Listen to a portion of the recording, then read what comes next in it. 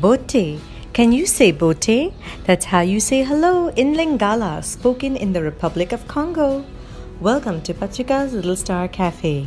Facts that are fast, fun, and keep you happy.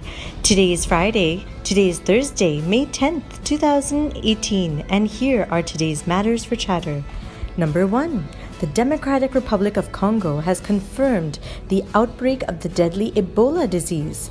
This marks it as the 9th outbreak of the disease since its discovery in the year 1976.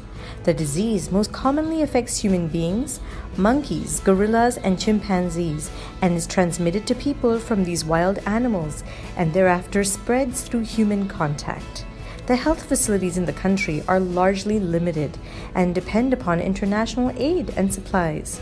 The WHO, or the World Health Organization, has sent its team to deal with the situation and set aside funds to support the country. Number 2. Who loves rats? Certainly, many don't. Back in the day, the Pied Piper of Hamelin was called in to get rid of the mice in the German town. But now, there's a similar problem in the South Atlantic Ocean island of South Georgia. The rats are destroying bird life and crops, so helicopters are being sent out to drop pellets of poison to get rid of them. Just to keep things safe, no one was allowed to come into the area for 2 years in case anyone else was affected by it. Then dogs were sent to clear up the area. And guess what? The plan worked. Number 3. A 104-year-old scientist from Australia has flown into Switzerland just to end his life. But he's happy to do so, as at this age he doesn't feel very fit and is not able to do anything physically. But he was alert and conscious enough to make this life-altering decision on his own. He hopes this example will pave the way for countries to give the option to their ailing residents. But the question is, who are we to decide when to end this journey called life? How does our decision affect our families? What if we had a beautiful future still ahead of us?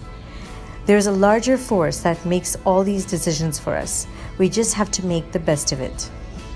And now for today's mega matter. Australia has announced that it will spend $34 million to help save the koala bear. The koala is a marsupial and is the treasured animal of the country. The numbers have dwindled over centuries. There are about 43,000 left in the wild as opposed to a few million when the Europeans took over the island in the late 1700s, almost 250 years ago. But what will money spent achieve actually? While money needs to be budgeted by the government so we can spend it, it has to be spent wisely. But shouldn't saving the environment and people be a self-driven initiative rather than a big spending plan?